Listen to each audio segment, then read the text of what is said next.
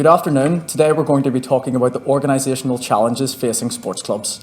There are millions of sports clubs around the world, each playing tens to hundreds of matches each year. However, organisers and players are struggling to manage logistical challenges within larger multi-team clubs. Now, in our problem scope, we've identified three groups of stakeholders, being the team captains, players and administrative personnel.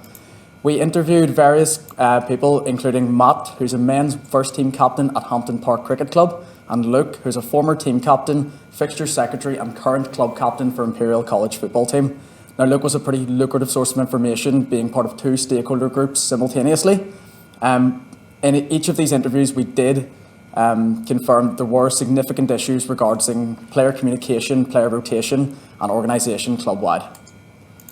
In order to communicate with our players, due to the large number of them, we chose to first have conversations with them as groups, and then we decided on surveying them, asking them to rate their agreement with a number of different statements.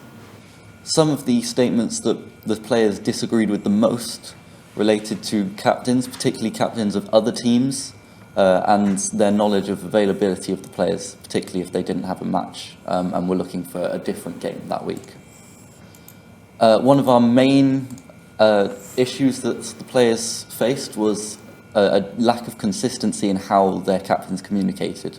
Some used telephone, some used different messaging apps on the phone, some used email, and others had various apps, and there was no standardized method amongst the club. So to summarize our research, we've compiled a list of the most common issues faced by each of our stakeholder groups. So to begin with, our team captains, as we've been saying, are having difficulty selecting a team with limited information on the availability of a player that might be outside of that team, and also with regards to the skill level or the position of each player, they're also having difficulty finding that information. And lastly, an inability to communicate with players regarding any upcoming matches in a consistent manner or medium. And the same thing with the players really, but the other way around. So an inconsistency in the method of communication and also difficulty in conveying their own availability for any upcoming games. So the issues that we found that administrative personnel usually face is regarding communication issues with players' teams, with regarding details about logistics. So this includes matches, location, timing and transportation.